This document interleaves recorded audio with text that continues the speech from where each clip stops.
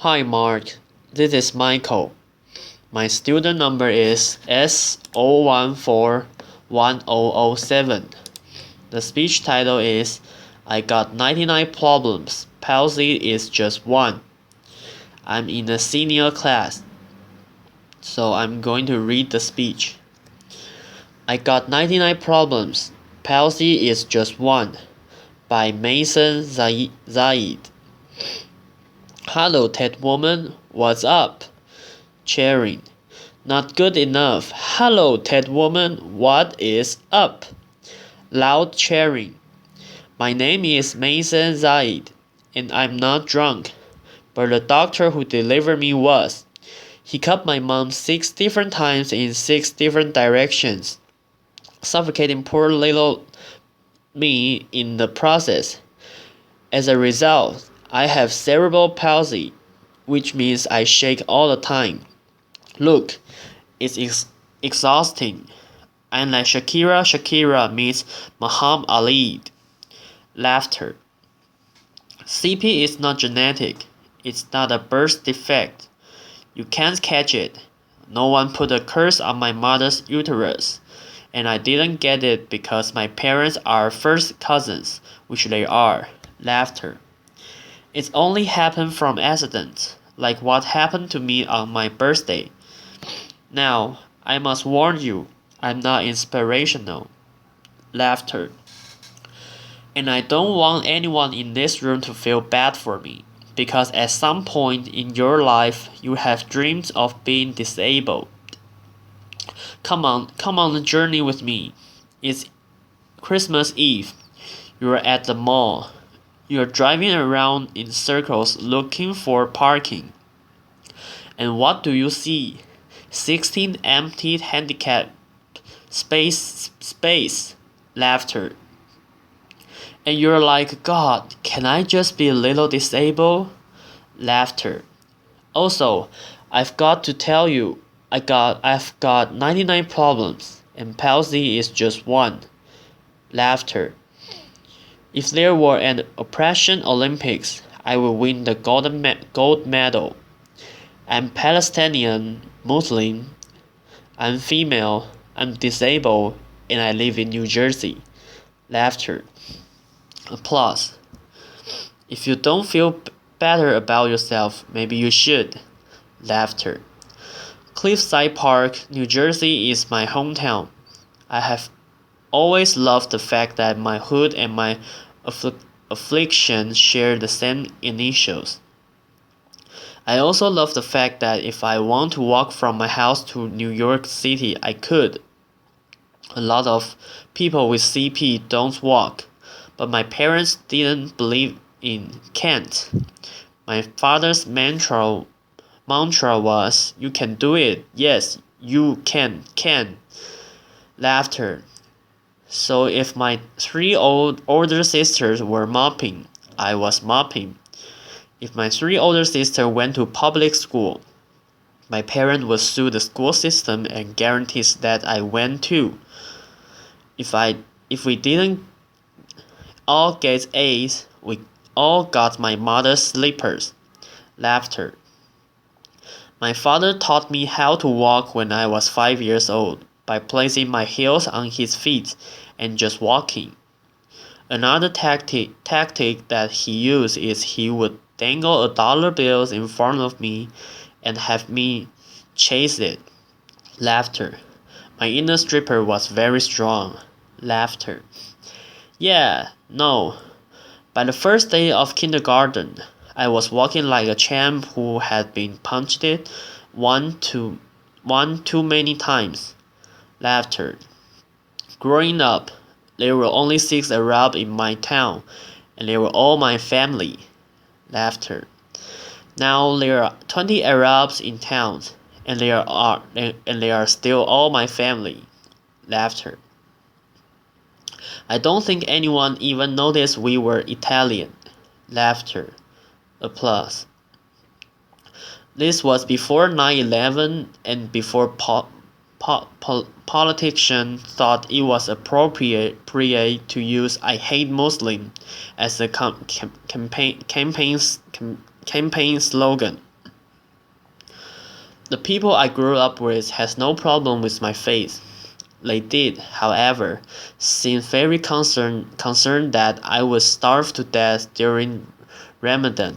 I will explain to them that I have enough fat to live off for 3 whole months, so fasting from sunrise to sunset is a piece of cake. Laughter. I have tap danced on Broadway. Yeah, on Broadway. It's crazy. Applause. My parents couldn't afford physical therapies, so they sent me to dancing school. I learned how to dance in heels, which means I can walk in heels.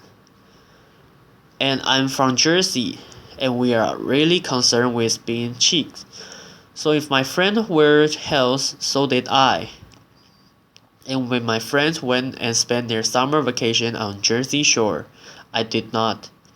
I spent my summer in the war zone because my parents were afraid that if we didn't go back to Palestine every single summer, we would grow up to be Madonna. Laughter. Summer vacation often consists of my father trying to heal me, so I drink deer milk. I had hot cup on my back. I was dunked in the Dead Sea, and I remember the water burning my eyes and thinking, "It's working, it's working!" Laughter. But one miracle cure we did find was yoga. I have to tell you, it's very boring, but therefore I did yoga. I was a stand-up comedian who can't stand up, and now I can stand on my head.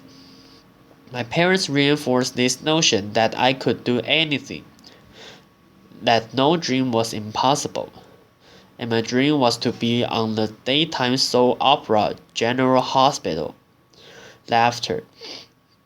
I went to college during affirmative action and got a sweet scholarship to ASU, Arizona State University, because I fit every single quota. Laughter. I was like the pet lemur of the theater department. Everybody loved me. I did all the less and intelligent kids' homework, and I got A in all of my classes, A in all of their classes. Laughter. Every time I did a scene from the Glass Menagerie, my professor would weep, but I never got cast. Finally, my senior year, ASU decided to do a show called The Dance Reel Show in Jackson. It's a play about a girl with CP. I was a girl with CP, so I start shouting from the rooftop. I'm finally going to get a part. I have a cerebral palsy. Free at last, free at last. Thank God Almighty, I'm free at last. I didn't get the part. Laughter. Sherry Brown got the part. I went racing to the head of the theater department, crying hysterically, like someone shot my cat, to ask her why, and she said it was because they didn't think I could do the stunt. I say, "Excuse me, if I can't do the stunt, neither can the character." Laughter. Applause. This was a part that I was literally born to play. They gave it to a non-palsy actress. College was imitating life. Hollywood has a sordid history of casting able-bodied actors to play disabled on screen. Upon graduating, I moved back home, and my first acting gig was an extra on a daytime soap opera. My dream was coming true, and I knew that I would be promoted from diner to wacky best friends in no time. Laughter. But instead, I remained a glorified piece of furniture that you could only recognize from the back of my head. And it became clear to me that casting director didn't hire fluffy, ethnic disabled actor. They only hire perfect people. But there were exceptions to the rules. I grew up watching Whoopi Goldberg, Roseanne Barr, Elaine and all of these women had one thing in common. They were comedians, so I became a comic. Laughter. Applause. My first gig was driving famous comic from New York City to show in New Jersey, and I will never forget the face of the first comic I've ever drove when he realized that he was speeding down the New Jersey Turnpike with the chick with CP driving him. Laughter.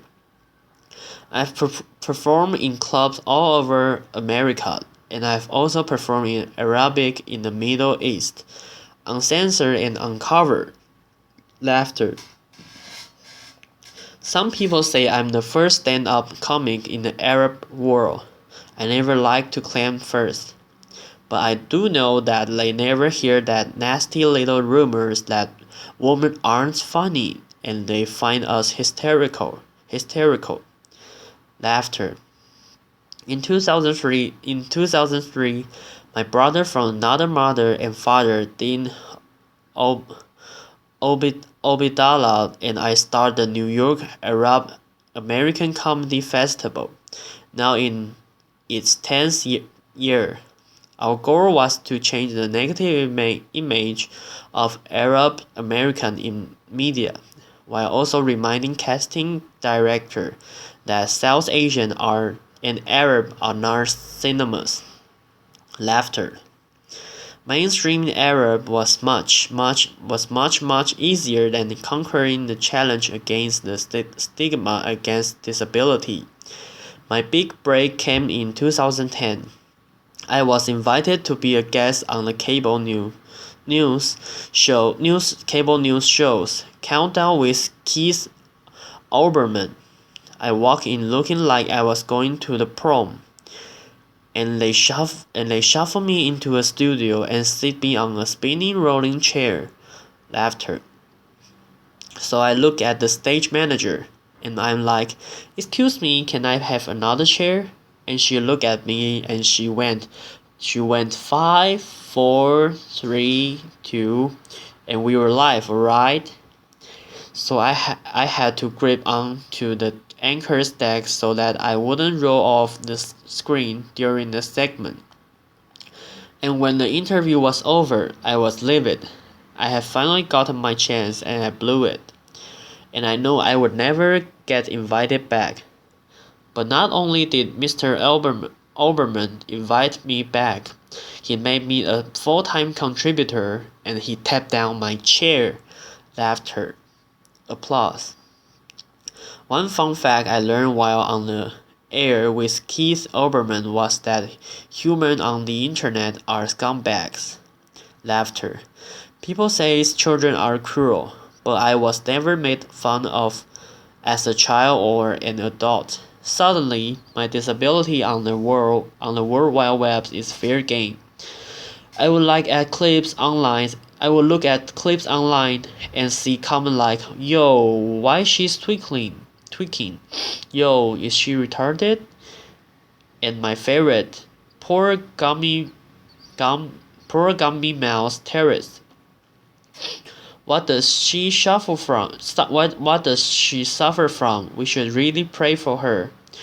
One commenter even suggests that I aid my disability to my credit. Screenwriter, comedian, palsy. Disability is as visual as race. If a wheelchair user can't play Beyonce, then Beyonce can't play a wheelchair user. The disabilities are the largest. Yeah, clap for that, man. Come on. Applause. People with disabilities are the largest minority in the world, and we are the most underrepresented in entertainment. The doctor says that I wouldn't walk, but I'm here in front of you. However, if I grew up with social media, I don't think I would be. I hope that together we can create a more positive image of disabilities in the media and in everyday life. Perhaps if there were more positive image, it would foster less hate on the internet, or maybe not. Maybe it's still It still takes a village to teach our children well. My crook journey has taken me to some very spectacular places. I got to walk the red carpet flanked by soft diva Susan Lucy and the iconic Lauren Arbus. I got to act in a movie with Adam Sandler and work with my idol, the amazing Davy Matthew. I toured the world as a headliner on Arabs Gone Wild. I was a delegate representing the great state of New Jersey at the 2008 DNC, and I founded Maysoon Kids, a charity that hopes to give Palestinian refugee children a silver of the chance my parents gave me. But the one moment that stand out the most was when I got before this moment, laughter, applause. But the one moment that stand out the most was when I got to perform for the man who flew like a butterfly and sting like a bee, has Parkinson's and shake just like me, Muhammad Ali. Applause. Applause ends. It was the only time that my father ever saw me perform live, and I dedicate this talk to his memory. Allah Yamahmak Yaba. My name is Maysoon Zayid, and if I can, you can. Cheering, applause. And this is the end of my speech. Thank you, Mark.